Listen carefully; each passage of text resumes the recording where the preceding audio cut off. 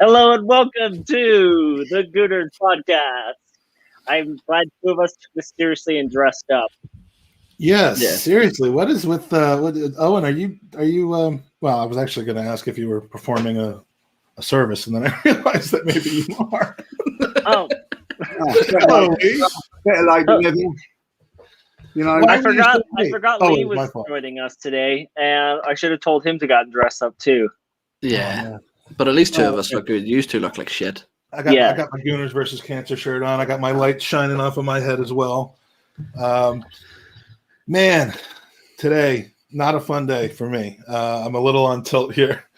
I don't talk about my professional life a lot, but I have just had one of the more stressful conversations / arguments that I've had in a while. So let's talk about some Arsenal now. Hey, first and foremost, you've sullied my intro. I am working on a new one, and you son of a bitch. Secondly, Lee Judge's Thunder Cunt, genius.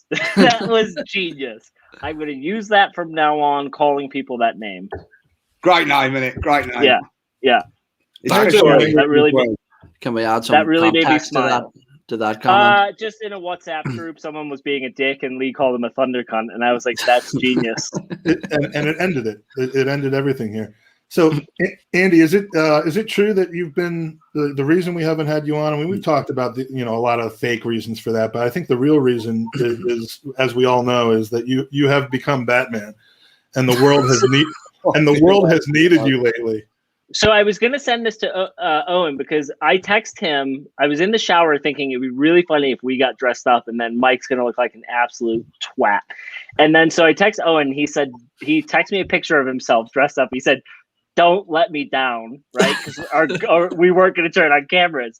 And I was gonna find this saying, "I'm a man of my word." So this came when I made a bet with the ThunderCon that Aubameyang wasn't gonna sign for Arsenal, and he had the whole Batman thing. So I said, if he signs, I will wear a Batman costume to work for the entire day. So I showed up to work in it and wore it the whole day. This looks like if Michael Keaton had a severe brain injury or something, like a severe, Totally. and he's in the rehabilitation unit. Look how much heavier Andy was at the time as well. I mean, So, first and foremost, it's not a flattering angle on the face, but second, that's like that's not an actual six-pack gut. That's like because there's a lot of room in there. I don't know. This was what, like 2 years into our podcast, and I didn't know you had it in you to actually pull through a deal Hey, like that. I don't embarrass easily, and second, if I say I'm going to do something, I'm going to do it, and that includes betting Stephanie when I meet her for the first time. Oh my god! You said beating or batting? Both. You better. Yeah, so Lee, how was your chicken dinner tonight? What do we have? Was it fricassee? Tell us about your dinner. Unbelievable. I had chicken curry, made it myself, So yeah. When was the last meal you had that didn't involve chicken? Because every time you talk about your dinners, it's always chicken. Well, yesterday I had a Big Mac. There you go. I was going to say maybe it was the Baconator that you had in New York.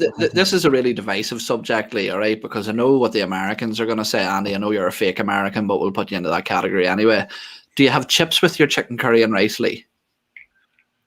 No, not when I'm making myself. If I have it from the Chinese, I do. I do have chips on it, but not only a sprinkle of chips. But when I do it at home, no, I don't.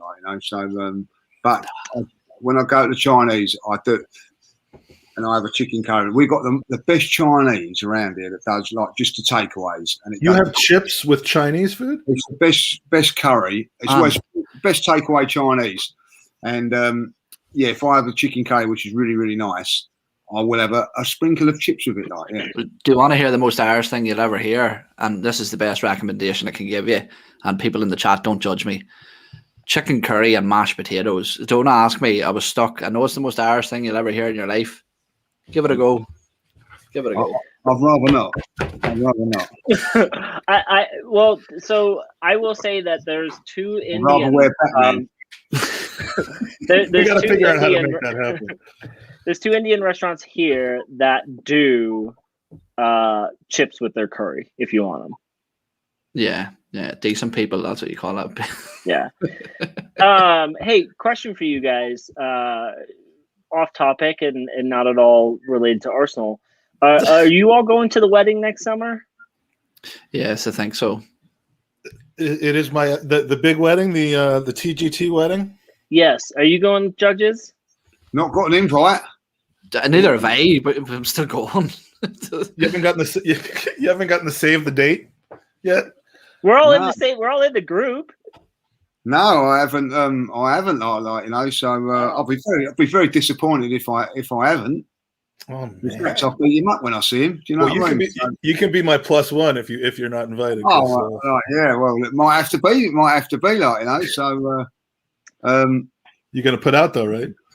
Oh, you can imagine his stag weekend is going to be like, a game of football, golf, isn't it, or something like that. It's going to be What was that? It's going to be so drab. You know what I mean?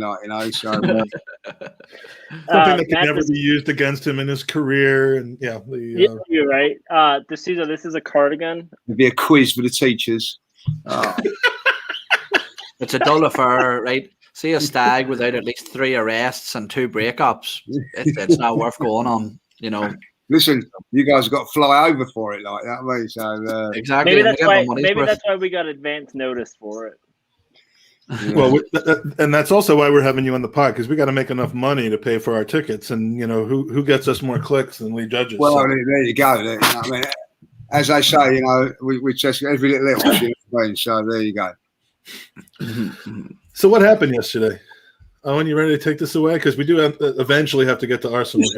Just stop me here, you guys. You've got me on here late. Tell me 10 o'clock, and then like 10:05, I'll get the invite, and I'll just sit up in the corner there, like live for 7.5 minutes. We're going live here, I just thought we was having a chin chat here, like, fun. You didn't realize this was and things like that. You know what I mean? Like, are we live or not?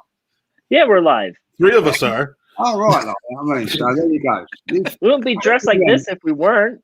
You Yanks are the worst, I'll tell you. Professionalism doesn't come into your what's the word? Vocabulary. That's the word I'm looking for. But let's start. I think I have to do this. This is technically hosted by an Irishman, so yes, we've moved up. That about sums it all up, doesn't it? The ship's well and truly fucking sinking. But right, let's talk about Arsenal. Lee, starting a lineup yesterday caused quite a bit of debate. Completely unchanged from the Leeds game. What was your take on the lineup, and do you think the questions that were thrown up about the lack of rotation were justified? No, not the lack of rotation. If I'll be honest, if I was Pepe now, I'd be on to my agent, get me out of here. You know what I mean, like as soon as possible. Because you'd have the ump, as you like to say it. I would have the ump, because I'll tell you why I'd have the ump. Is that he's been struggling, 72 million. It's obviously been a difficult time for him. He's had 3 really good games for Arsenal. I think he's played really, really well. Didn't have a great game against Villa, but he wasn't the only one. And then he's dropped, because let's face it now, the Leeds game, he was dropped. He wasn't rested, because if he was rested, he'd have played yesterday. So he was dropped for 1 bad game after 3 really good performances. And then he gets left out to put Smith Rowe, who's a central midfield player, over to the left-hand side. You know what I mean? So for me, I'll be on to my agent this morning and saying, he doesn't want me here, doesn't rate me, get me out of this club. You know what I mean? And that's how I would feel now. Martinelli a little bit different because he's a bit younger, but I would be peeved off if I was him as well, when you've got somebody else that's been central midfield going over to that side. Other than that, you look at it and just say, look, it wasn't a bad team selection. I just think that was the only thing that I would say, which was a little bit harsh. Again, you would probably maybe look at Rob Holding and think to yourself, well, all right, I've had 1 bad game. David Luiz has had about 10, but 1 bad game and one mistake against Villa, which he was poor. I have to say, his marking in the box was poor, and so he's got dropped.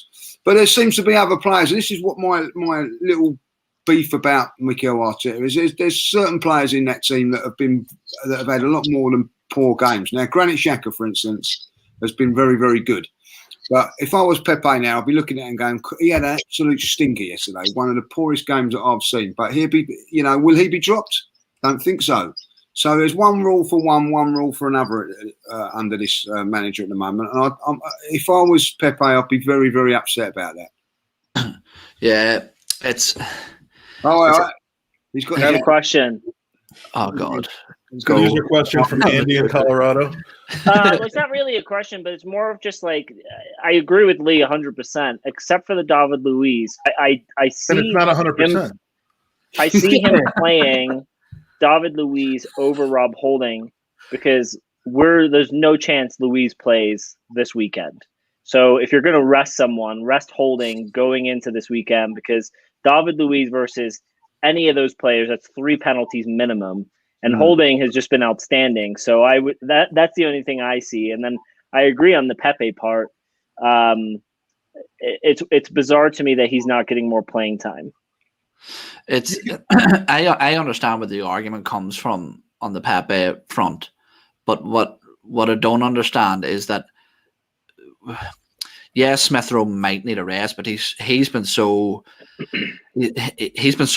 essential in terms of the progress that we've made, and I actually think that having Emile Smith Rowe and Odegaard on the pitch together actually benefits us, because what it does do is it removes the predictability of where the creativity comes from. Andy's showing us his pussy. Hey, Bulgarian Gooner has requested what he. I'm pretty sure that's not what he meant if he asked you that question. He said all he needs is a cat in his arms. Oh, okay. Are we not a pod of the people? If anyone's going to ask me for anything, it needs to either be a bottle of water or Powerade, because that's all I got here. So, I've got if anybody, do you want to have a look at the pug? I've got a pug. I'll get your pug. Yeah, go get the pug. Go get the pug. Get the goddamn pug. Got Michelle. Put him on the motherfucking podcast. Pug, Lee. Fucking pug. Yeah, put him on the motherfucking podcast and let's get this over with. In my image, what's the name of said pug? This is Frankie. Hello, say hello, Frankie. Frankie Judges. Hello, Frankie. Yeah, Andy, fuck your cat. Here, ain't your cat. Don't worry about that. I'll tell you what, he loves chicken. Don't you love chicken? Yeah, she loves chicken. Now here's the question though. Does he love chicken so with his clipping that and putting it on Twitter on repeat? Just talking to his pug like a little baby. That'll be trending soon, I think. No. I love Frankie. Yeah, decent dog. Mike, going back to the game, I remember I was on a really insightful tactical ramble there about Emile Smith Rowe. We're talking about playing, and I remember this because I wanted to say something about playing Smith Rowe and Odegaard together, which almost forces you to lose either Pepe or Saka. Yeah. One bad thing about Pepe not playing kind of led to another, which is that we've learned that, and maybe it wasn't as good yesterday as it was against Leeds, but we've learned that Smith Rowe and Odegaard can definitely play together, and that it's actually pretty exciting when they do. So back to you, Owen. I mean, if you're Pepe, are you feeling truly aggrieved, or are you just kind of knowing that you're being moved around and that there's games are coming thick and fast now? I'm sure he does feel aggrieved in a lot of ways, because he has hit arguably the best spell of form that he's had at the club so far, and he's looked the most prolific that he has at the club so far. But what I will say is that I just don't think that Mikel Arteta places a lot of trust in the hands of Pepe in terms of in big games or big results. I think he, in many ways, is a fashionable asset to have on your side. He isn't the sort of dirty, gritty player that you need to overcome these sort of bigger challenges. And in many ways, tactically, the way the game panned out, in hindsight, it probably maybe looks like Pepe would have been a better choice there. But at the end of the day, as you boys like to say, it's the performance at Leeds that Mikel Arteta was surely looking at, saying, look what they've done to a team like Leeds. I'll place my trust in them. But Andy, when you look at the selection that Mikel Arteta made, the players, the unchanged players, the risks that he took in playing players that have had a lot of minutes, like Emile Smith Rowe, like Saka, like Xhaka, do you think that Mikel Arteta is now placing all his eggs in the Europa League basket and really forgetting about the league? And do you think that that's the right choice at this stage? Yeah, What makes me laugh are the people who said, "Oh, he should have rotated and rested for Sunday." For what purpose? We're gonna lose maybe by one less goal if we had, like, you know what I mean? Like we're gonna get our shit. Yeah, we're gonna get absolutely fucking destroyed on Sunday. So he has to put all of his eggs into this basket. And you know what? I'm not too disappointed with his lineup. Rotation and rest would have been great, but yeah, he put everything into the Europa Cup as we should have. And then also, I think from a lineup standpoint, like outside of Pepe, I just don't know what else we could have done. We have to focus on this, and I'm not too downtrodden by the result because I think going to Rome was a shit show. The whole thing for the boys, we didn't look fresh, and why would we? Right? They flew into Rome, they spent a night in a hotel. I mean, that wasn't part of the package here. I think it's bullshit they went that far as well. Could they not have found, like, come on, France? Yeah.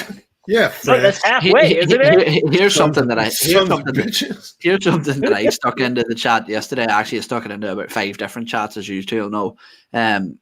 Maybe Pep and Arteta have a gentleman's agreement to play weaker sides, because Pep did say in an interview that there'll be a lot of first timers on the pitch come Sunday. So maybe that there's a gentleman's agreement between the two, because we all know that the sort of the golden goose that Pep Guardiola is chasing at Man City is that Champions League title, so I think Pep is confident that his second team will still beat our best team by a clear 2 or 3 goals. It's a nice position to be in, to be like easily cruising to a league title and then turn your focus to the Champions League. But look, I think we're going to talk about Man City on Monday in a lot of detail. So, Lee, a couple of positives before we move on to all the negatives, which I think that there were plenty of both within that game, you could say. But I'm mainly asking you this question because Tom Canton has bet me £10 that you're going to mispronounce the name.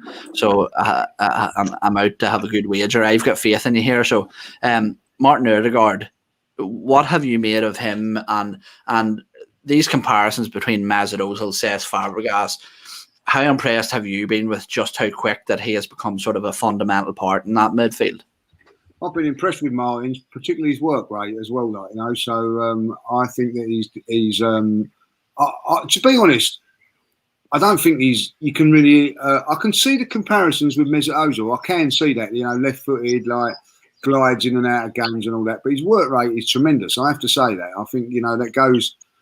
And I think that realistically, with these flair players, they should still. I look at the De Bruynes of this world and players like that, and I think like Ødegaard should, be given that chance with his work rate. And I think this should come natural. But he works really, really hard. I thought he played very, very well yesterday.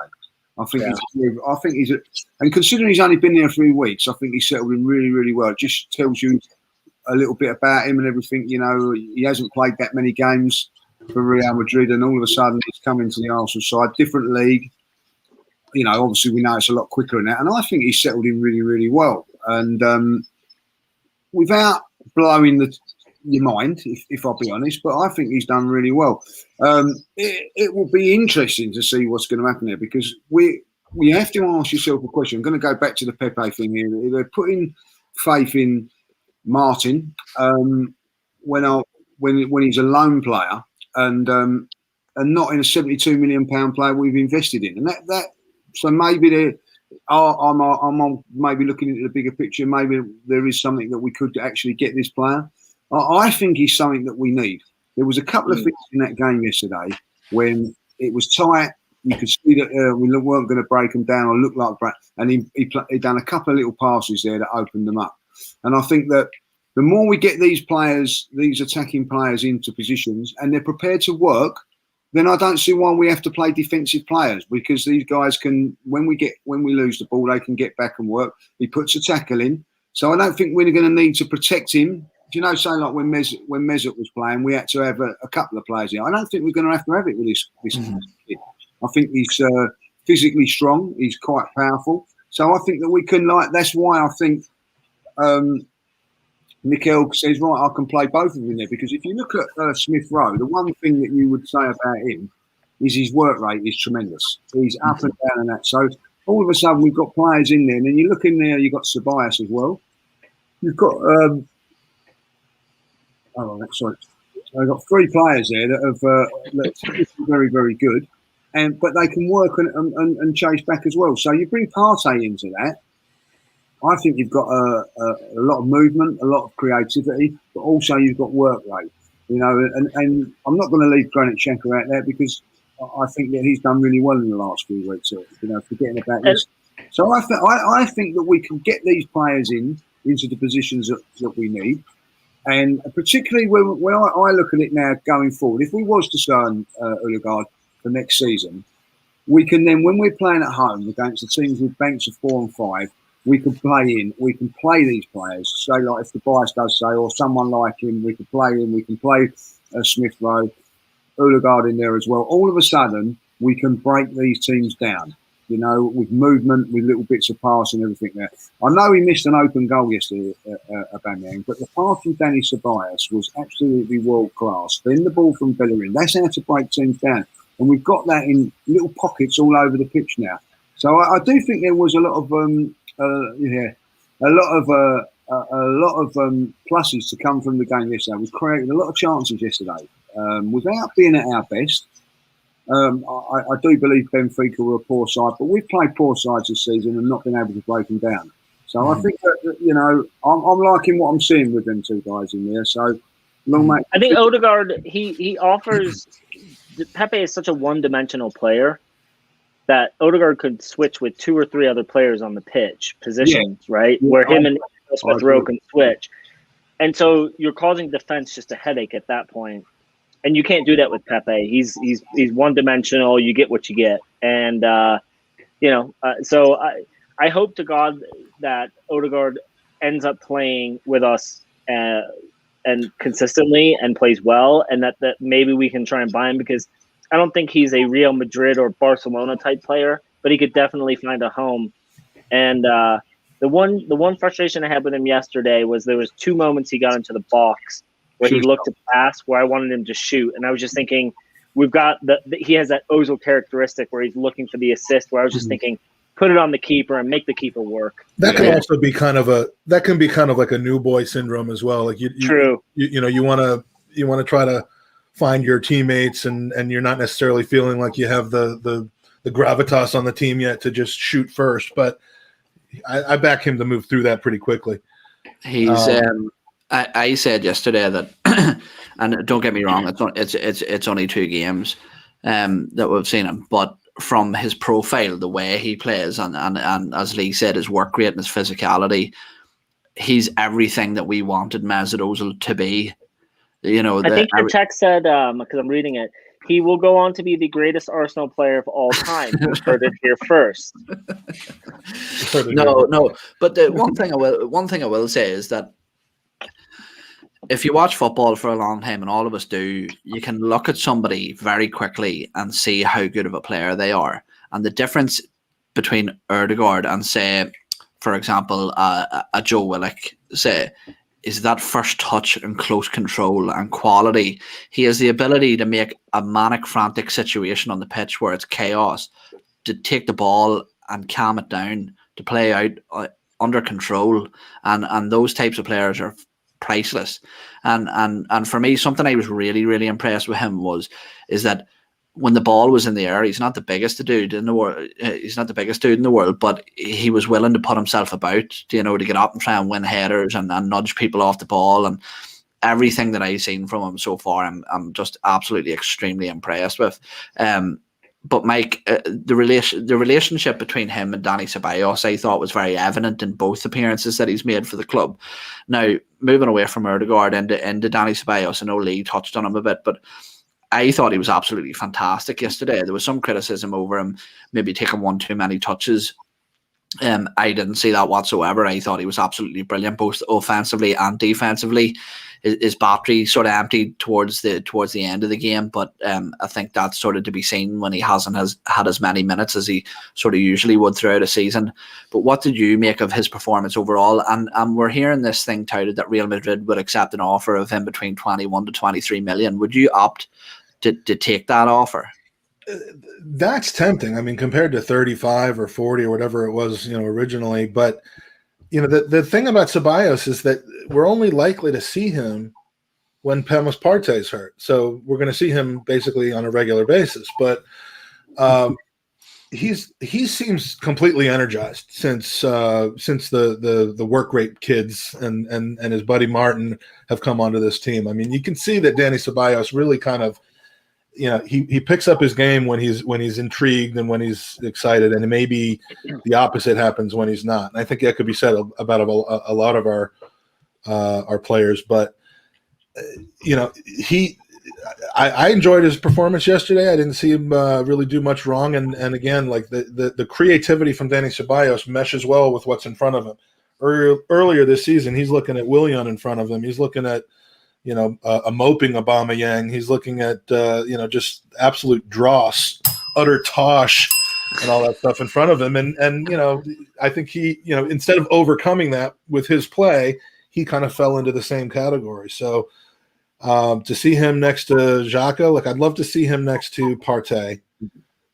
See a more creative, and just pushing to those creative players in front of him, whether it's Pepe, whether it's Martinelli, whether it's obviously looking up the pitch and seeing Saka, ESR, and Odegaard is going to excite just about anybody. But 22 million for Rian Brewster went for 22 million. So you could do worse than securing Ceballos as a third option in the midfield and injury cover.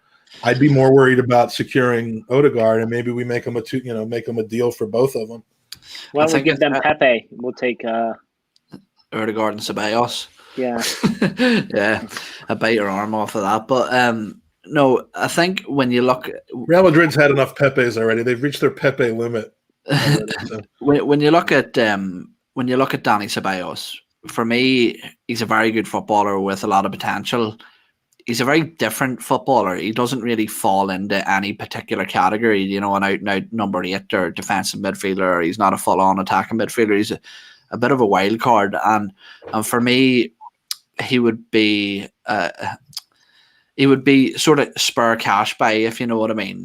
I think we would need to fill other positions, and there's more important positions to fill. And with the financial climate, I'm not sure that we're going to have that 22 million hanging around unless we see some substantial outgoings, to pull in some cash. But I would really like to see him stay at Arsenal, but I'm not sure. It's not going to break my heart if he goes. No. And if he's preventing something like this from happening from Bulgarian Gooner, I mean, if we went for Basuma.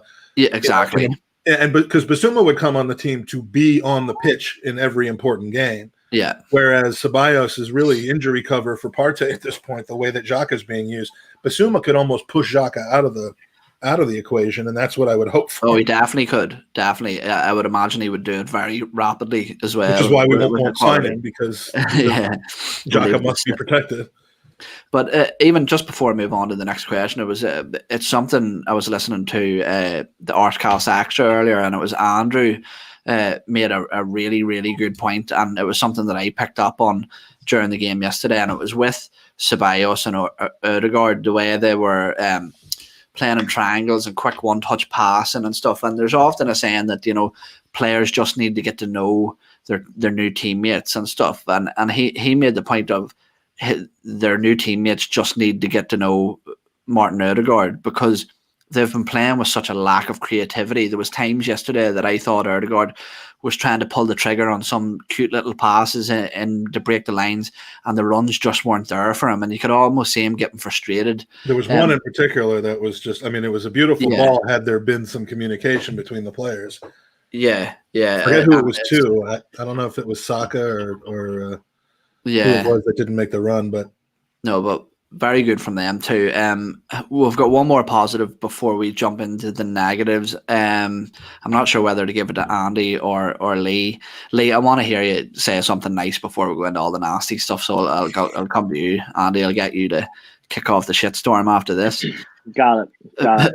Bukayo Saka, Lee, is just playing endless amounts of minutes, and he really looks like someone that we can't afford to even remove from the squad. I mean, when you talk about Sunday against City, I imagine that Bukayo Saka will start that game as well.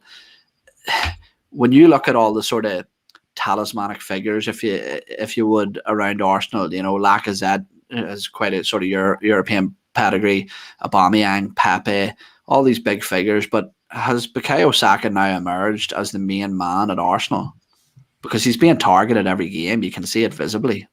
Yeah, I think that he is. Look, listen, I don't like to compare players, but I have compared him over the last few games with certainly Liam Brady. It reminds me so much of watching him play. You know, I thought you were going to say Messi, but no, you know, Liam Brady was a fantastic player for Arsenal. When I was growing up as a kid, he was awesome, and I see traits of Saka in him. I do. The way he bounces off his left foot, he looks to play. I can only see him getting better and better. Injuries will be the only thing that will stop this kid. And, you know, Arsenal's injury record, I always fear for that. But when I watch him play, he bounces off players. People foul him. He draws fouls. Don't get me wrong. It's not like that he's being fouled all the time. He gets his body in front of the player, plays the ball.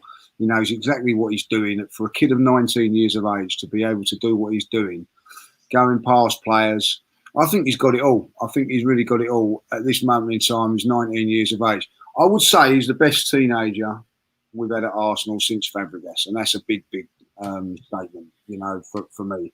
But Liam Brady, when he started at Arsenal, was probably not getting as many minutes as Saka now, like, you know. So, and I do think that he is the go-to guy at the moment. I know, and that to me, if I was a Aubameyang or someone with a bit more experience, that's not a good thing.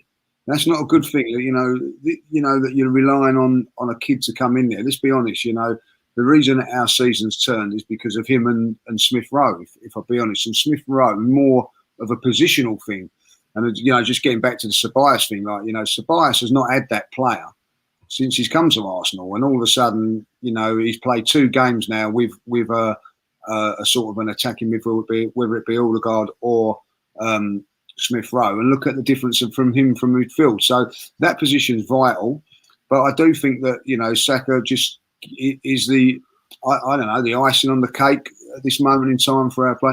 I think that what we need to get better players around him. You know, and I wouldn't just turn around there and said, you know, I wish we keep Ceballos. Well, yeah, I think we should. We can sell Guendouzi, we can sell Torreira, we can sell El Neni, we keep Ceballos, we bring in Basuma.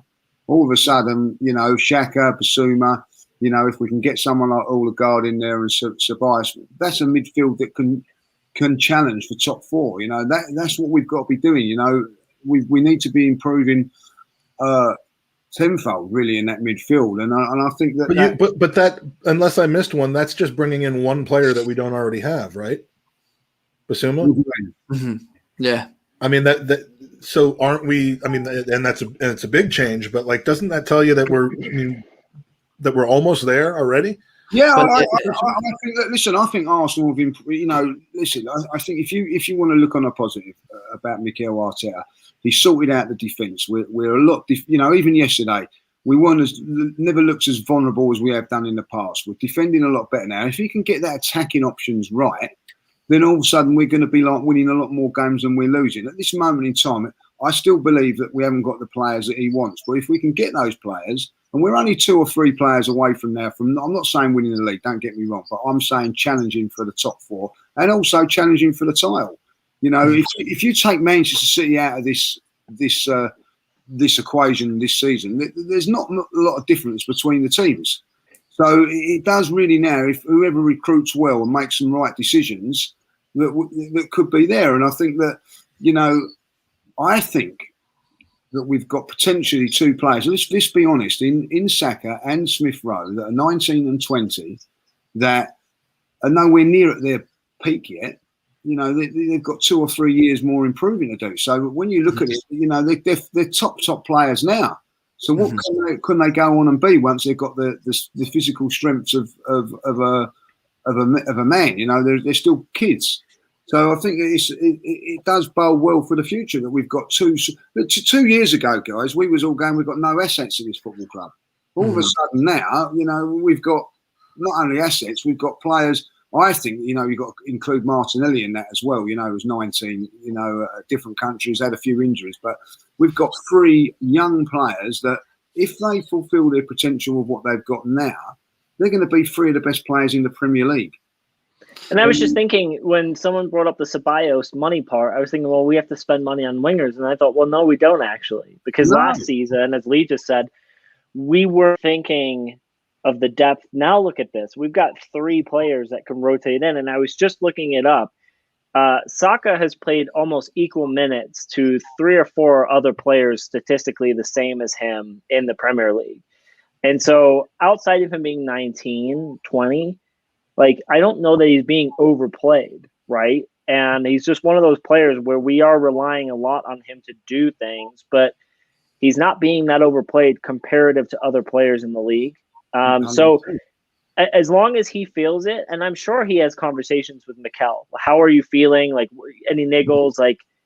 Fingers crossed he continues, to stay healthy. But I don't know that we're necessarily overplaying him. Next season, he'll be one of those players where he doesn't play certain matches, right? I wouldn't mind him doing a 70th minute sub in for one game, just to not put that much mileage on him. But you've got to pick the game properly. Sunday's not that game. Yeah. So whatever we got coming up, I think there's a Burnley game coming up. I mean, at some point, you're probably not going to want to see him constantly going out there just to protect him. But I mean, he doesn't seem to tire. The person who I see tiring more from all these minutes is Smith Rowe. Yes, but he's also, I think, a little bit more of a workhorse. And I didn't notice this until yesterday, but he's got some jets on him. When he wants to make a move, he's really a quick player. But I do feel like you see Smith Rowe track back a lot more than Saka. And maybe that's a tactical decision by the team. Maybe that's just in his makeup as a player. But I do think he probably puts more miles on the pitch than Saka does. And so you're just seeing him get tired more. And he does like to drop down to the ground a little bit where you're like, oh, shit, is he hurt? But I just think he's getting a rest because he does Imagine work. if he cried like Martinelli did, we'd have 4 heart attacks every single game. No, you would. Well, Every time Smith Rowe goes down, I'm like, okay, Mike, here come the text. It's funny too because I think it was during Unai Emery's tenure as well. It was that those kids were really starting to break through into first team selection, and I think 99% of the fan base would have bet their house on Reece Nelson being the next winger to come out, and Bukayo Saka was just sort of an afterthought. He was, oh, look at this kid, I wonder how he'll do.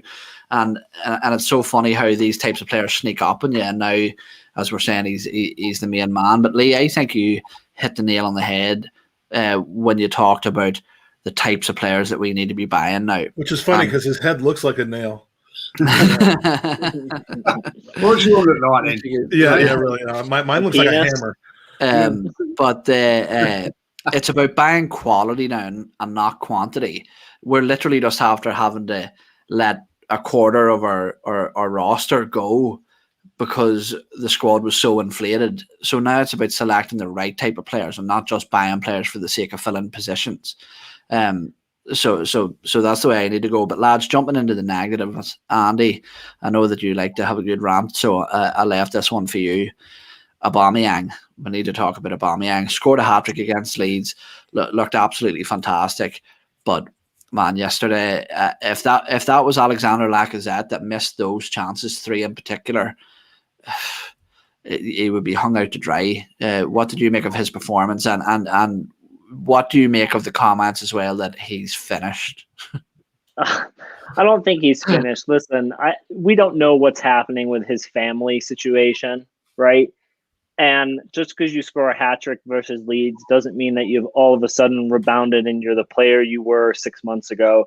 He's clearly got a lot of things happening in his personal life that have affected this season. Couple that with quarantine, just being nervous about – everyone's nervous about life, right? Unless you're Mike Feinberg, who got the coronavirus and beat it, you're not walking around with your dick hanging out, just confident that you're gonna die. So I'm gonna prove to you that I'm not doing that. I don't think he's finished, but I think he's going through a lot. 99 out of 100 times he buries that goal.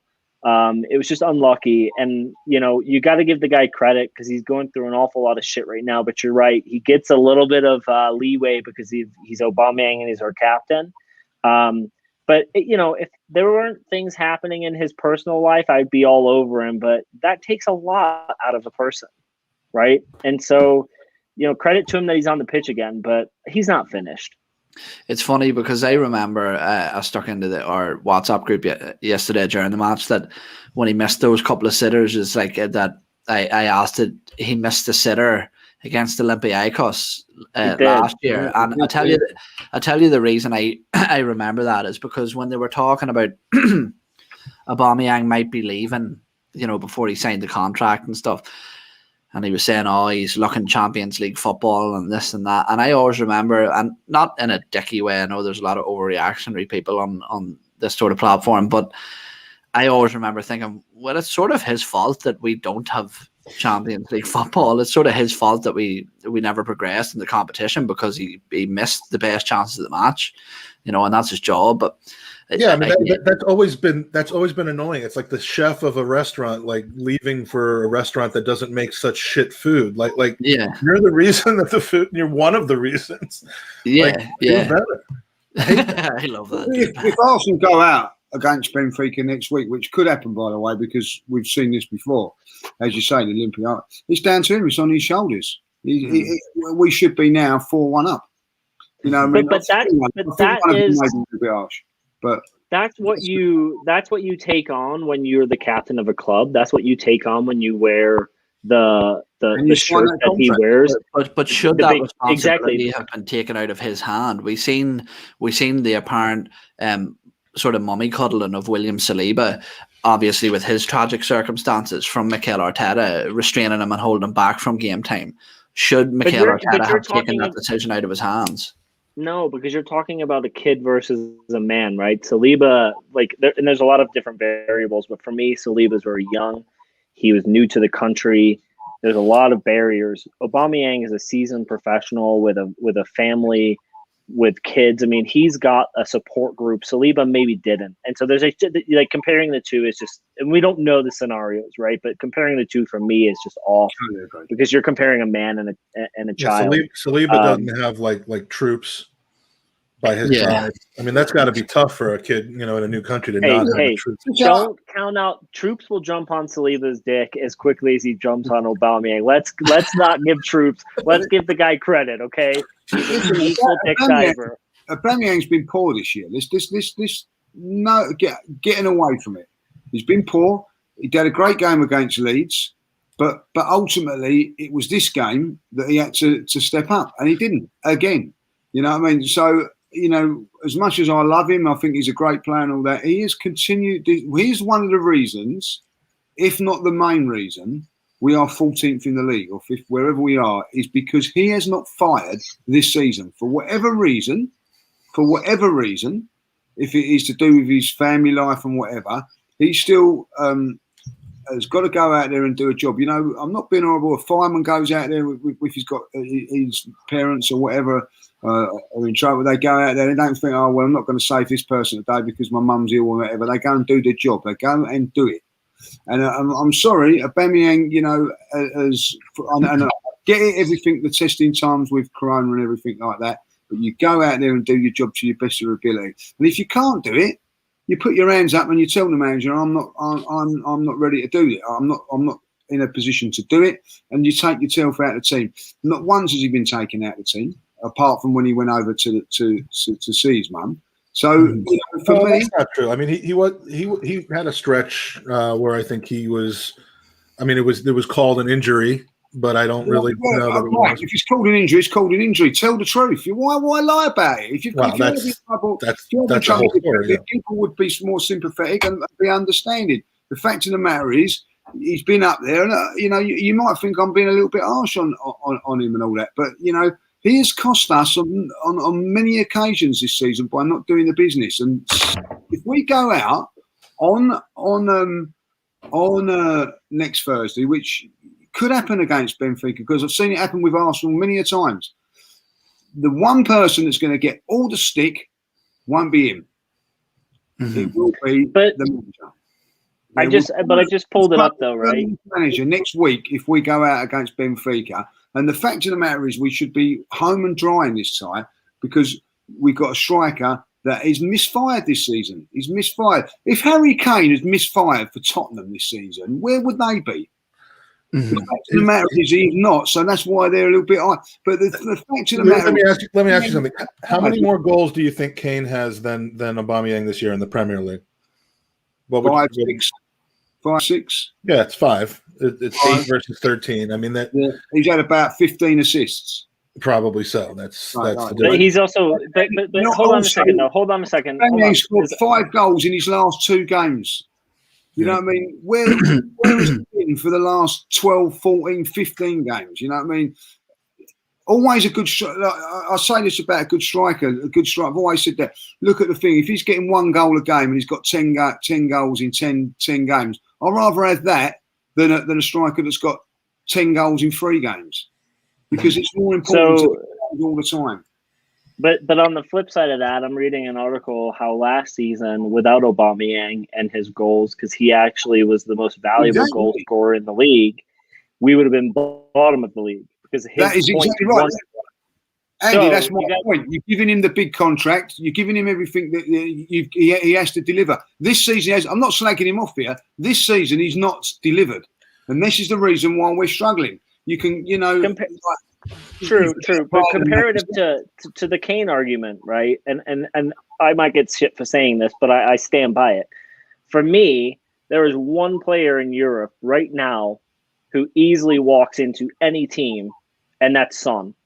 So when you're Harry Kane and you're playing with this like unbelievable player who goals and assists are just coming from each other, Aubameyang doesn't really have that, right? He doesn't have that comparison or that player that kind of links with him at that level. He did yesterday, Andy. He had Emil Smith-Rowe and Martin Odegaard. Yeah, both.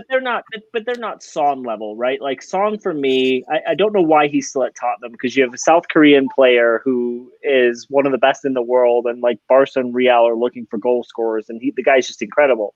But they're not at his level, right? So like that's why I'm just saying like the comparison thing is tough, but I agree with you, Lee. Like Aubameyang makes the big bucks, he needs to show up. And what's frustrating is that when he wasn't showing up, Lacazette was. So why didn't Lacazette get a run out yesterday? Why didn't he, in the 60th minute, just get pulled on and just like everything goes through him? That's what I don't understand. I'll tell you why, Andy. I'll tell you why Lacazette didn't get the nod yesterday. Because when you get a chance like Aubameyang got yesterday, Aubameyang scores it. And that's the reason, like, you know what I mean? But yesterday he didn't, and that's why you're getting all that. People will turn around. I remember, was it against Liverpool? Lacazette missing a chance, coming on and missing a chance, and he got pillared for it. Yeah. You know what I mean? But Aubameyang missed one before that, and nothing said. And it's because of the 2 players. You know what I mean? Like if Harry Kane, for instance, misses a sitter, no one's going to say. Listen, Harry Kane had a great chance against Everton a couple of weeks ago in the FA Cup, and he went through. He's 5 yards out, and he's hit it onto his other foot, and it's gone wide. No one's going to say nothing because he's the main man there. Like Aubameyang's the main because he does it all the time. The only reason that we're digging out Aubameyang, and I'm digging out Aubameyang because I expect him to score that goal. I expect him. I'm actually. Do you know what? I'm in disbelief that he didn't. But if Lacazette missed that chance, I would go, well, yeah, I wouldn't have been so much in shock. That's all I'm saying. I'm not. That's the guy, the way he scores goals. I think he's a fantastic goal scorer. And I'll tell you something now. If he had scored that first goal, the second goal, we don't try to cut back and be cute. He'd have just smashed it in like he did it a couple of weeks ago. But even great players get affected. So basically what you are both saying is that you just wanted to see Aubameyang pulled off. Oh, no, because out of everybody in the team, I'll be honest, I still felt that he was going to nick one. I thought the third chance he had, which just went wide, was unlucky. But listen, Aubameyang's one of those players. I've played with players like that. They do nothing. Yeah. They do nothing. You think, and then he goes, you end up winning the game 2-0. He's had 2 touches, you know what I mean? And he's getting all of, the holidays to Spain and things like that. And I used to pissed off. But that's how it is. That's what forwards are. They live and die by their goals. Unfortunately, this season, he's not been as prolific. It's as simple as that. Well, I think there's been two stages to Aubameyang's off year. There's been the September to Christmas stage, and the Christmas after stage. And my hope in him is that they're coming in bunches and then they go missing for a while. But I just don't think he's finished. A lot of people are saying that he's finished. No, why? Not you, but a lot of people are saying he's finished. Yeah, he's having a bad year. That's the Arsenal overreaction. Well, yeah, it is. That's another thing that he thrives on, which people don't realise what he does thrive on. He thrives on the crowd. He thrives on that. You know what I mean? He gets energy from that. And he's one of the players that's probably suffering because of not having fans. So I've seen a different Aubameyang, and I think that's a brilliant point. I've also seen a different Aubameyang since the players around him have really rounded into form. The work rate around him. I mean, I maybe I'm an apologist for Aubameyang. I'll admit to being that, because he's been so valuable to us the last few years, and sure. I don't. You see his mind moving in different ways. Like he just didn't seem like he was into it earlier this year, whether it's a hangover from the contract, whether it's having to play with players who are uninspiring around him. And all of that seems to have changed. Now the family troubles have come into the picture, and he just looked like the happiest, most content person against Leeds. I mean, who wouldn't be with 3 goals, but he looked that way from moment one in that game. So, yesterday aside, I back him to. I mean, he's 12th in the league in goals scored right now, and I wouldn't be surprised at the end of the season to see him in the top 5. And we want him constantly in the top 2. But comparative to last year, though, only Mo Salah is in top 5 in both seasons. Last season's next 4 are not in this year's top 5 for goal scorers. So it's not just Aubameyang, and he's lower than everyone else, but. Look at the fucking season. Gundogan has 11 goals. I mean, it's absolutely crazy. So listen, guys, at the end of the day. Ollie Watkins has more goals than Aubameyang does, and they were all against us. I am fuming that none of you has got my pull Aubameyang off joke. That went over your head. That was just for fuck's sake, lads. I'm dressed for professionalism today. Right, lads. We're going to rattle through these last couple. Mike, I'm going to talk to you about this because I know your tactical nous is through the roof compared to these two degenerates. Oh, yeah. Offsides, so frustrating. Was that our fault, or was that just a very well-held line by a very experienced Benfica backline? I don't know that you can ever credit the back line. I mean, you can certainly slag off a back line for having no organization in shape and leaving itself wide, and playing players onside. So in that regard, Benfica didn't make those mistakes that made it easy to capitalize on it. Step up on them. That is a particular tactic that I know that we use, is to step up in time. But you got to have a lot of coordination to do that without exposing yourself to those kinds of. Did you find it frustrating that neither the player or the manager rectified that problem when it was happening so frequently? I don't know why it should be that hard to do. I mean, you hold your runs. I mean, as a professional footballer, you should be able to look across the pitch and not be in an offside position. I mean, there were 3 or 4 times where I'm looking at the guy knowing that the pass is going to come to him and saying he's offside. It wasn't even a close situation. It was actually poor judgment to pass the ball to the guy. So it's called the Didier Drogba. The pass the Didier Drogba. Eventually, one of them will land. Theo Walcott was the worst for it, man. The worst. But Theo would never actually score a goal off of it. Like Drogba would bag a hat trick by the end of the game. Like he'd be offside 15 times, but 3 of those times he wasn't, and he would score a goal. So I mean, would you rather be offside a lot and also get some good opportunities, or would you rather not even make those runs? I mean, you could say that being offside a lot is a sign of aggression, but it's just uncontrolled aggression that probably cost us. I thought those offsides. I think that they were tight, you know what I mean? So I could see what they was doing. I can see both sides. 1 or 2 of them might have not even been. I think it would have been overturned if it had gone to. That's the risk you take, hoping to get in there. And I thought that 3 or 4 of them were close. So on another day, you get them, So I think it was frustrating, but I don't think it was. you know, it was as bad as what everybody people have been making. There was 10 offsides. What angers you more? 10 off. What angers you more? 10 offsides or 2 foul throws? 2 foul throws. 10 offsides. Also, no chances. At least, you know, at times, you know, we was not doing that in games. We was getting the ball and then that time to push it through, we was going back again and going sideways. So I don't think it's such a bad thing. I really don't. You ruined my seamless segue, Lee, there, because me and Mike are telepathic, and he knows how to set me up. And he was talking about foul.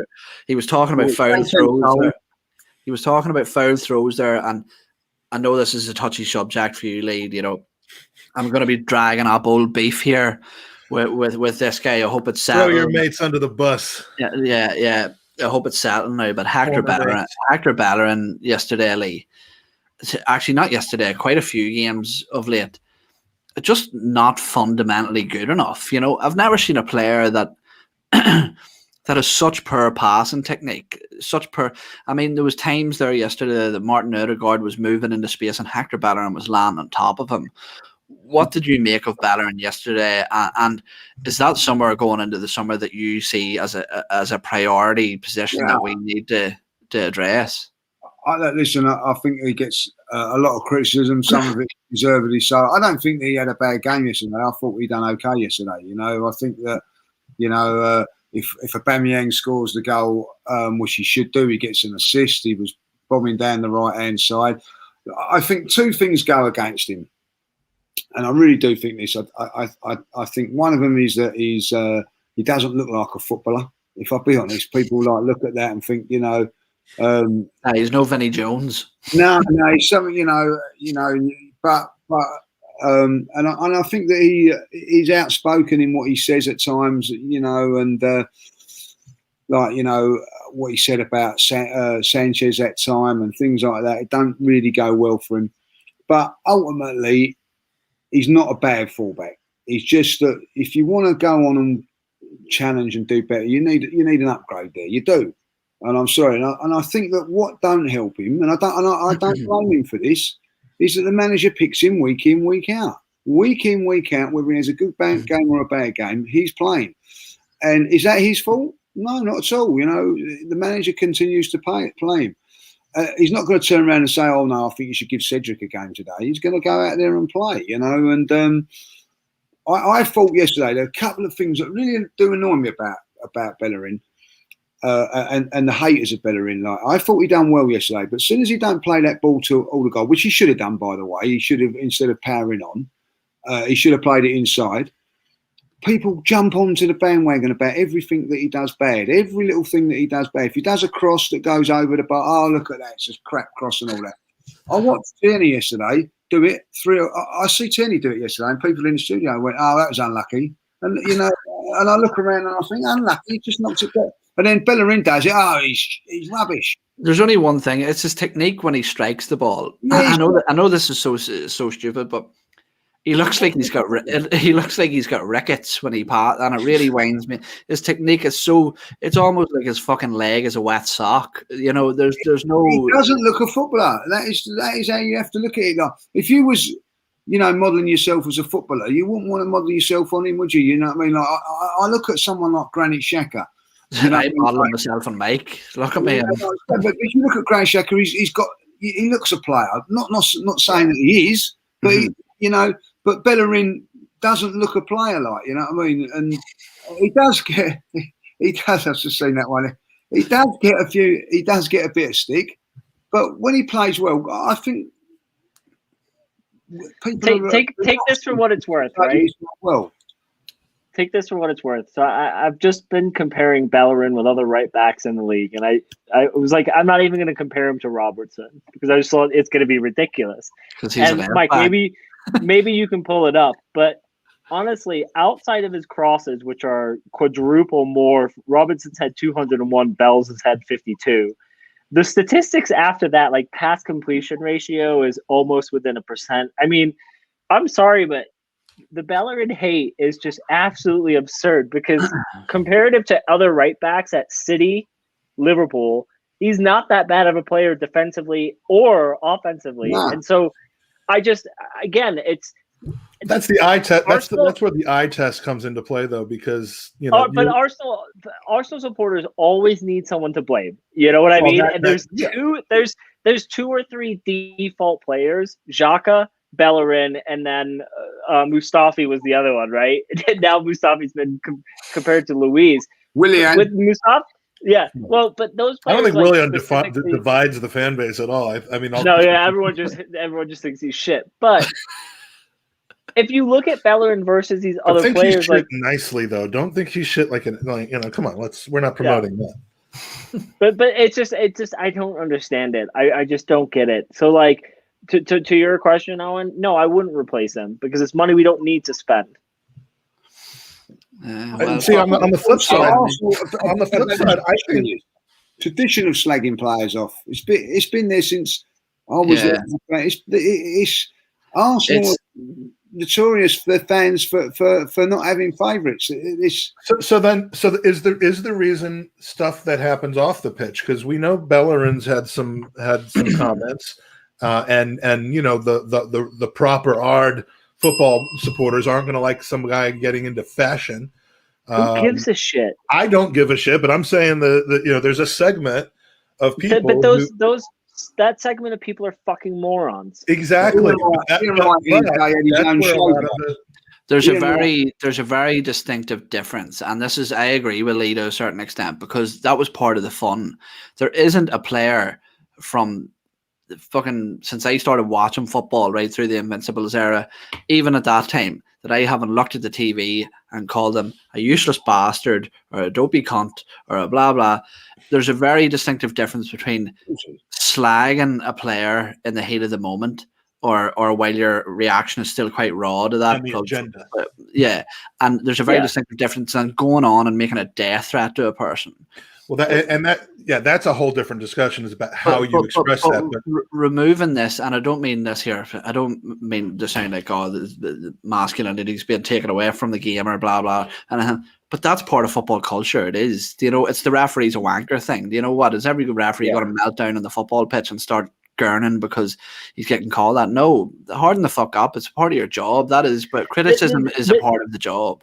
Criticism is definitely part of the job. The draw the line at the racial and physical abuse threats, right? But like, if you when I read Arteta's comments about Willian this week, where he said the fans were kind of justified with the abuse, I think that's fair. I think that's Arteta acknowledging to Willian in the press and probably in private, like, you haven't been the player we expected, and you get to learn, like. Anyone who's played sports, there's players like they said back in the day when Ferguson used to coach Nani and Rooney, he couldn't physically go to Nani and say to him like, you've done X, Y, or Z wrong, because player would break down. So he would say to Wayne Rooney, I'm going to yell at you, so he hears it and he gets that feedback that's about him, right? And Rooney would be like, whatever. So Rooney would score a hat trick, would be holding onto the ball in the locker room, and he'd turn and just give him a new asshole because Nani was sitting next to him, and he was like hoping that osmosis, right? So I think there are just players where you can push them and you can say, hey, you're not playing well. You can acknowledge it to the press, and he's not going to throw toys out of the pram. A lot of us hated Xhaka for a long time, but the question for me with Xhaka was, if he was that bad, why did 4 managers pick him consistently week in and week out? He's obviously doing something in training every week. All I took from that is that I would love for someone to give me a new asshole, because the one I have right now is awful. There was a very good moment on the pitch to talk. There's something to talk about here as well, is because I feel that we've had too much of a soft culture at this club for a lot of years. And yesterday, I don't know if he's caught it on TV. There was a moment when Cedric and Gabriel were verbally going at it, and you could see that Gabriel was fucking eating into Cedric and vice versa. But good. Yes, exactly. Because on a football pitch, you need those small moments of minor aggressions towards each other, because if the culture's too nice and it's fake and it's plastic and everybody has to be nice to each other, well, then it boils up like a pressure pot, and then it finally comes out and spills out. You need those moments of people going apeshit at each other, and that's something that I don't think we've had enough of, and I think it's because we haven't had the right characters. Like, you imagine, for example, a Roy Keane plunked into the middle of that team. Do you think anyone would have been running about going on the way they're going on?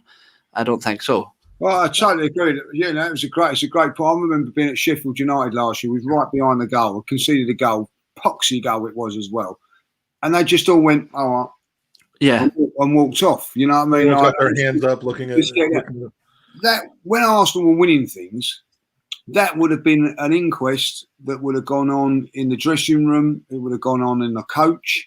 It would have gone on in the training park the next day. It would never be brushed aside, because what would have happened was that we make sure that won't happen again.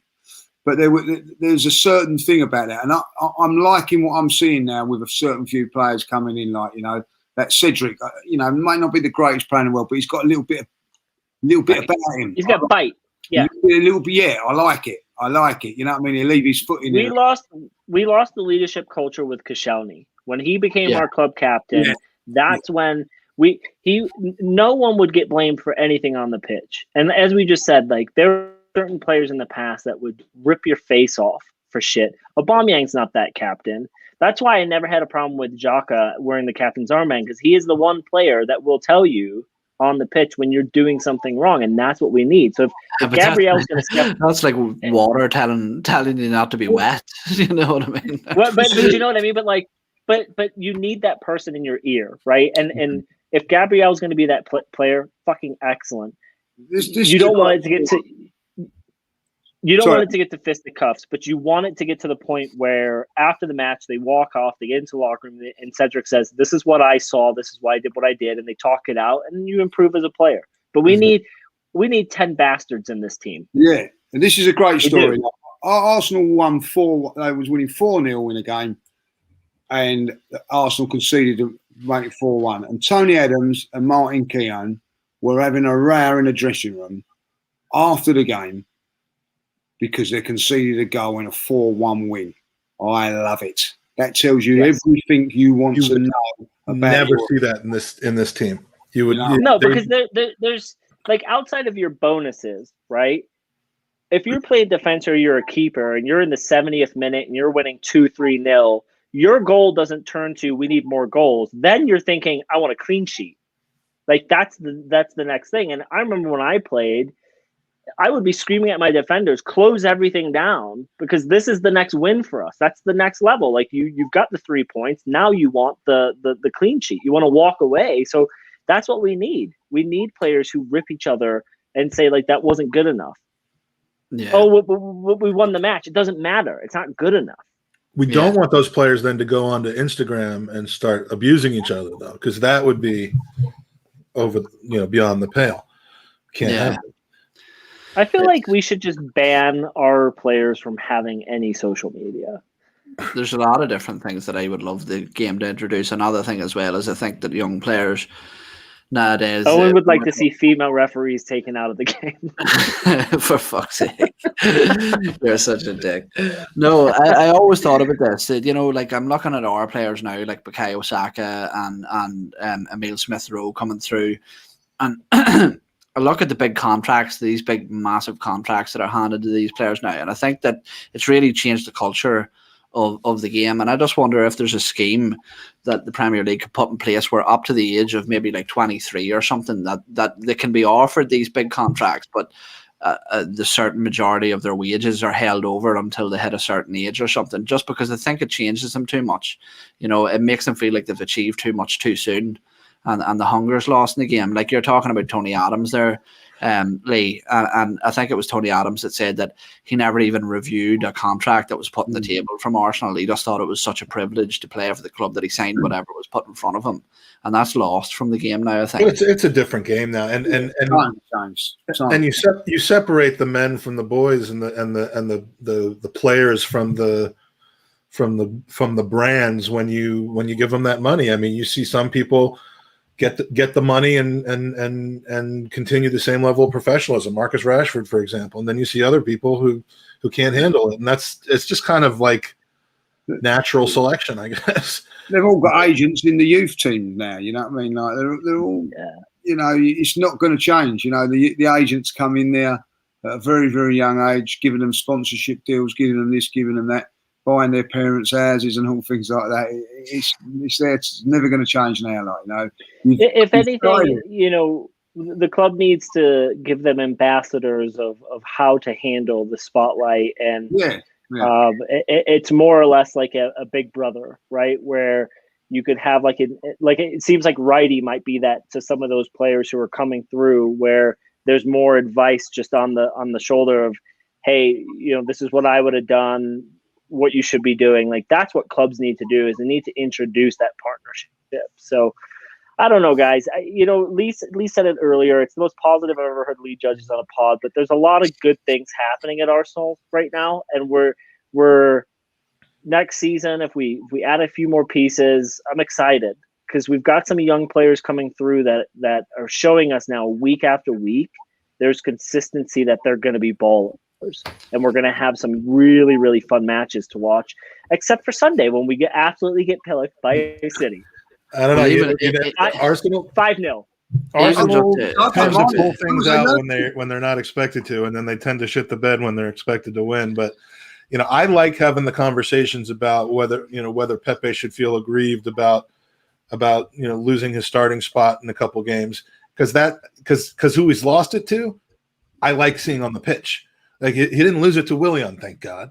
He lost it to essentially Martin Odegaard pushing Smith Rowe out there. So these are good problems to have. I'm also certain that Pepe's first touch last night was for a goal kick, where he his first touch was a really, really heavy touch, and it in the box it went out for a goal kick. So I'm thinking that's why you're not starting, because you're kind of shitty. Yeah, but I mean, as long as the players that are holding these guys back are top players giving good efforts, and Arteta gets out of the habit of starting these same underperforming players over and over again. And I think he's sorting his way through that. Gradually. Look at fucking Dan jumping into our comment section, just chatting with everyone. It's nice. He's the ambassador to our chatting. I don't go on chats anymore. I've come to the sort of realization that I'm better than those people. They're gutter trash. I don't. Yeah. Look how we're dressed. Like, we are dressed as sophisticated gentlemen, and then we got these two fucking bozos below us. Yeah. I don't know. Someone wasn't on the chain. But there's a reason why Owen and I are. You've got a shirt and tie, but you still look a scruffy bastard. I think I look smart. My last question. If you could go ahead and dry clean this when we're done, that would be great.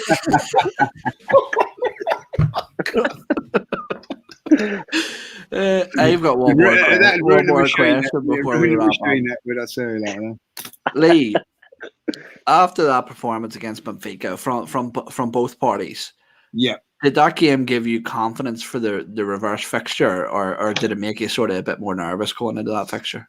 No, I'm going to be honest. I feel that if we play like we do again, and they play the stuff, I don't think they've got different. We just take our chances, we'll be okay. But the one thing that always worries me, this is Arsenal. You know what I mean? We are, they're ready to mess up. And that is my big fear for us. I've seen this happen so many times. I remember going to Benfica in the Champions, well, it wasn't the Champions League, it was the European Cup in '91, getting a 1-1 draw and thinking, that's it, we've done it, and end up losing at home. So, these things can happen. Olympiacos last season, the thing with Arsenal, and I'm going to tell you this now, it's the hope that kills you. The expectation. Mm-hmm. All of a sudden, you expect to win a game, and all of a sudden, bosh. So I'm going to go. I'm going to be nervous come next Thursday. I don't care what anybody says, because I know what can happen with Arsenal. We dominated that game, really. I thought we was always in control of it. Love and behold, we're a goal down. So we can do that again and find ourselves in trouble. So I think that we've got enough to go through in this game. Guys, and this is how you have to look at it. If Arsenal lose to Benfica, I can guarantee you now, put all the money I've got in the bank, Benfica will not win this tournament. They're not good enough. If you go out to a team like Benfica, then they've only got themselves to blame, and that I think that, and it's the one thing that worries me with us at times is that we're a very, very good side but when it comes to under a little bit of pressure, I think like games like the cup final and semi-final last season, we're the underdogs. Different. This is a game we're expected to go out there under pressure and win, and we failed in the first leg. So let's make sure we don't do in the second. Truth. Yeah, I think we get through. And I'm not as pessimistic as Andy is about Sunday. I mean, I may be proven wrong, but I don't care what anybody says, but we'll lose. Mike, if we don't lose on Sunday, when I'm betting Steph, I won't make eye contact with you. Okay? If we do lose on Sunday, we don't break eye contact. I just can't decide like between your wife and your mom, I can't decide which one I want, for my retaliatory strike there. But because you say it all the time. I've had your mom already, so I'll probably go for exactly. Exactly. Was she good, Mike? Was she good? Oh, the best. She's the best around. As there's no saying here, that woman could suck a golf ball through a garden hose. All right, let's not talk about your mom now, Ian. All right, let's move. No, but seriously, judges. Well, listen, I'm still a virgin, and that's the end of it. Speaking of the chat, who Owen has denigrated and insulted, shout out to Ray, Danny, to Bulgarian Gooner, of course. Always happy to see you in here. Digital Nomad on Fire, Cody Ellis, Don Giovanni, a couple others. Stuart Nicholson from Perth, Australia. Oh yeah, yep. Good night, mate. Good night. He's up early, isn't he? He's up early. Get ready for tennis. Oh yeah. What time is it in Perth? It is 7:21 a.m. 7:30. 7:21 a.m. Yeah. In Perth. Yeah. Nothing better than waking up to a bunch of handsome people like this. Yeah, 7? You sure? 7? 2 hours behind, aren't they? So like 7 to 11, about 9 o'clock, isn't it? 7:30 a.m. You know where Australia? About 2 hours. I thought it was 2 hours, so like it would be 9:30 in the morning. 7? You going 7? Australia actually has more than one time zone. I thought they had 2 time zones. Let's all bring up. You're going to have to take a geography class with Tom soon, so that you understand how the situation would be. Well, it blew my mind the other day. I thought there was 2 time zones, 1 hour and 2 hours. That's when I managed through my cricket knowledge. The other day I found out, because we have some friends living in New Zealand, that they're only 3 hours behind us in time, but they're a full day ahead. And so she was flying back to America, and I'm like, do you get jet lag? And she's like, no, it's like flying from, Mike would know this, like New York to California. You're just kind of off. And I was like, but you lose a whole day. And I was like, oh, cool. We are actually behind all of you. Yeah. So we are here in Ireland. We're stuck in the 1960s still. Yeah. If you want to hear more about this, you can talk on Mike and I pod time zones. Time zones and you. Yeah. We're going to discuss how many hours behind various countries we are. Stuart Nicholson, we're going to reach out to you on Saturday and find out how Arsenal did against City, because for him it'll be Sunday already. So we're gonna get the result of the game, and we will be reporting that to people on our Patreon page. Cody Ellis has asked for a guest appearance, and I was about to say that we have a very strict application form, and then I realized we had judges on, so we just couldn't let anyone on the show. Can I just say, I was to the chat. I'm very sorry. Do you know when you put a suit on and you feel more important than you actually are? And then I just remembered I'm actually wearing pajama trousers with a suit. Stand up, Andy. Come on, give us a twirl of what you're wearing from the waist. Oh yeah, I already sent a picture. Yeah, I'm wearing I've just got some Adidas joggers on. Yeah. I've got. Embarrassing, isn't it, Mike? Embarrassing. Mm-hmm. Hey, you know what, Lee? If you would have given me the pants back from the fucking dry cleaners, I would have been set to go, but I got strung. What was more alarming was I ran up to try and, because Andy didn't give me a lot of notice, and I ran up to try and try on a couple of suits, and none of them fit, boys. Was it worth it? Was it worth it, boys? I mean, was the whole joke worth it? No, it's fucking roasting. It's so hot. It is so hot. Good. And there we just lose our listeners from Texas who are who don't take that very kindly. Oh, Jesus Christ. Those fucking guys. It's cold. It's cold. Fuck you. I feel bad for the ones whose pipes burst. Like, that looked really bad. But, like, I saw this one video of a grown man in every article of clothing he owned being like, it's so cold. And started crying. I'm like, bitch, live in Wisconsin for a fucking week. You wouldn't even survive, asshole. But for the people whose pipes burst, that's awful. And people really in Wisconsin have power in their house, though, so that they can choose. Not always, Mike. Like the idiots that go to Packers games and they're with their shirt off. Yeah, they're those guys are proper art. But anyway, we hope that our people in Texas get their lives back together soon. And now let's just go around the world and talk about where people are struggling and how much we hope that they stop struggling. This is the portion of the podcast. Let's play a game, right? With Lee judges. Lee, what time do you think it is in Thailand? Well, I'll tell you what. And I've legit pulled up the time, so you give me your guess. So up yours, right? They are. Give me the time. Give me the time. I'm going to say 6 o'clock in the morning, about 6:30 in the morning. Yeah. Correct. Fucking yeah, judges. 1-0. All right. What's the time in St. Petersburg, Russia? 2 hours in front, I reckon. So I'll say about 2 hours in front. 1:30. Could be 1:30. No, it's 2:30. 2:30. Oh, it's close. Yeah. Juneau, Alaska. Ooh, good one. We have a lot of listeners from Juneau. Come on, then one more. Look, come on, give me one more. Juneau, Alaska. Alaska. Oh, yeah. You're such a smart arse, aren't you? Like, I mean, what time is it? What time is it in the Maldives? Do you actually know the time in the Maldives? No, I'm just asking. Yes, Okay, I'll look it up. Okay, I got it. What time is it? I reckon they're about 5 hours behind us. So I'm going to go 7 o'clock in the evening. Nope, it's 4:30 in the morning. Is it really? We're five. Yeah. We're Rio 5 hours behind you, de Janeiro. I'm Last one, Rio de Janeiro. I'm going to say about 5 hours beyond. So 5 hours. So let's have a look. What we're now 12, 6 o'clock, 6 o'clock in the evening. Ooh, you were closely. It's 8:30. 8:30 in the evening. And now, Lee, for the final question of the pod, pronounce Rio de Janeiro.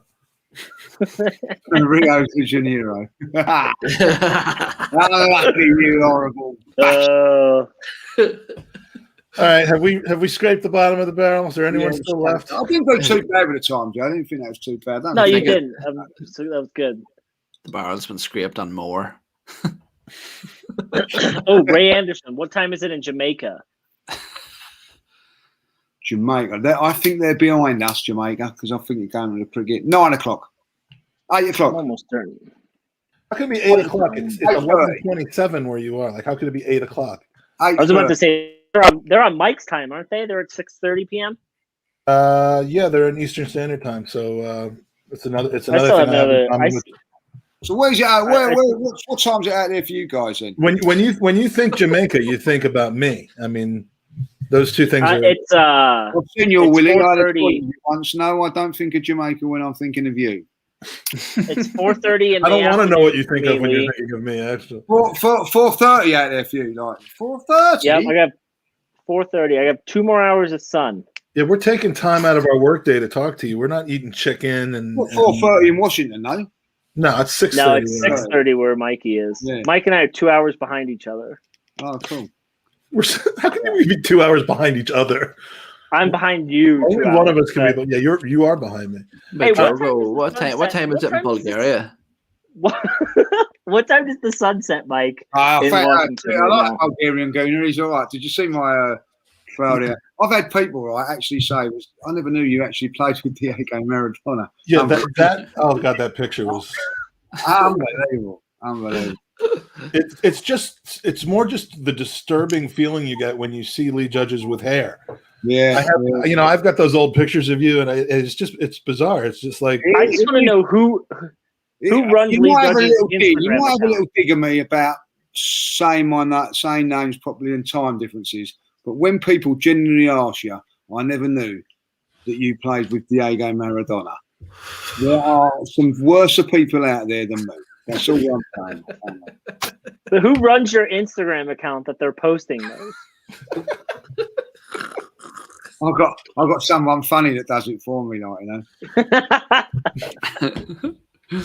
I'm just gonna tag Lee in random shit times around the world. All right. Well, I know what time it is on this podcast for all of us. Yeah, not Bally's bedtime. That's what it is. I tell you, Mike's hungry. It's time to end the podcast. So it's time for Merlot Mike to get his night drinking on. no, that was last night. I'm taking the night off tonight. But Lee, what are you up to these days? Still doing? You're not always, but most of the time on Same Old Arsenal. Is that what's going on with you? still do a bit of the old Same Old Arsenal. That's it, really. Like, I'm trying to do as much as I can. Try and keep myself as busy as possible under these tough times, because it is tough at the moment. The shop's really quiet, obviously, because no one's working and whatever. So yeah, just trying to get through at the moment, So I've got Michelle and her family living with me at the moment because she sold her house. So that's been good company for me, and the dog, of course. So I've enjoyed that. What's the dog's name again? Frankie, is it? Frankie, yeah. I walked Frankie to the edge of the garden and back. It's great. You didn't name your dog after like an Arsenal. You didn't name him Liam. No, she's actually a girl, but I say like after Frankie Stapleton, So. Oh, okay. I would have figured you going after Champagne Charlie, but no. Listen, I don't think it's his dog. She don't respond. So if I start calling her Charlie, she's not going to respond at all. Like, you know what I mean? So. Very loyal to the other side of the family. Very loyal, like doesn't come near me really. Like only when they go out. When everybody goes out, she wants to be my friend. Well, who wouldn't? Well, that's exactly like she don't know how lucky she is. She don't know how lucky she is living with Frank McClintock. Yeah, could have had Frank McClintock. So yeah, she don't know how lucky she is living with me. Like could have been Fran Marita. Checking every night. Yeah.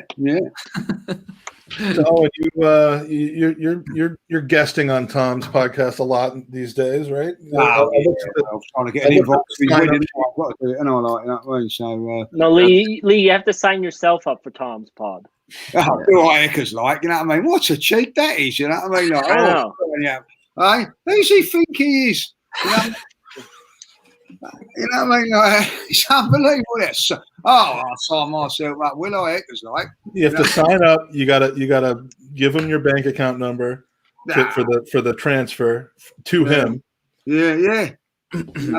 They start ask all these ridiculous questions. You know what I mean? You gotta have a secretary like I do. I say, Mike, sign me up when you're signed up, and then he signs me up, and then sends me a text with my specific time zone I need to be on the pod.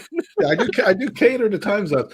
But we're going to keep this going until everyone has left. Instead of just half of them. He's got like this journey. Since he's become a journalist, one, he's got a boring bastard. But two, he's still got that TV. He's still got that teacher stuff in him, hasn't he? No, he's not. He's not teaching anymore. I know he's still got it in him, though, Mike. Yeah, well, yeah. Comes in. If I'm not there, he's marking me down absent. As unbelievable, give me a detention for being late. You know what I mean? I'm not having none of that. And then signing, what's he think I am? You know what I mean? Damn, I'll tell you what, more for you lot for doing it. I'm shocked that you weren't invited to his wedding. Apparently, I can't see why. Wait, so are we following Lee's like lead here, and we're gonna boycott Canton? Is that what's happening? Yeah, you're not boycotting, just boycott his stupid ideas. You know what I mean? When he phones me, he texts me and says, "You all right to do a pod?" I go, yeah. I don't know this signing in crap. And if I don't get invited to his wedding, right? If I don't get invited to his wedding, I won't be responding to his messages of coming on the show. You know what I mean? Judges, I think you should crash his wedding. Kevin Campbell, I'm not having it. I'm not having it. So at the end of the day, he's a bit of a lightweight when it comes to drinking as well. So not having it. That's why I had to pour the whole beer on him, because I wanted it to kind of seep in. Oh, you that poured the beer over him, wasn't it? Yeah. well, I didn't pour it over him. I accidentally. Right, you did. It's a bit rich My coming arm from was half jostled, pint. and You and told the beer me you did. He was started to say, like, you know, you wanted to talk to Kevin, and you were saying Kevin, you got to sign in, and you poured the drink over him, like, he tried to make Kevin Campbell sign into the 12. Can you sign in for a conversation? Hey, Kev, I need to see. Get him out of here, like. Hey, Kev, I need to see your permission slip before you come into the pub. I do remember though when Kevin tried to go to the toilet and Tom was like, you are not, you do not have the permission." Yeah, you don't have to pass. You have to wait for the pass to come back. You didn't put your hand up. That's a detention. Like, you did not ask to go to the toilet. All right, I'm guys, staying out of this because I'm holding out hope for my invite. Lee, you're surely not getting one after that. Anyway, like, you know, anyway, so we'll leave it at that, like, you know. So. All right, boys. Thank you for coming on, Lee. No worries. This I'm going to bed now, so up yours, you lot. You know what I mean? All right, bye. Well, plus I'm on overtime. Andy, are we seeing you anytime again soon, or was this a one-time thing? Nah, this is a one-off. All right. Well, we will be on Monday night. Owen, me, Rye Rocastle, and Jess Black making her duck-breaking appearance on the Gooners podcast. So tune in on Monday, and we will be crying in our various drinks over what Andy says will be a 5-0 against Manchester City. So that is it for us. Going to stop this now.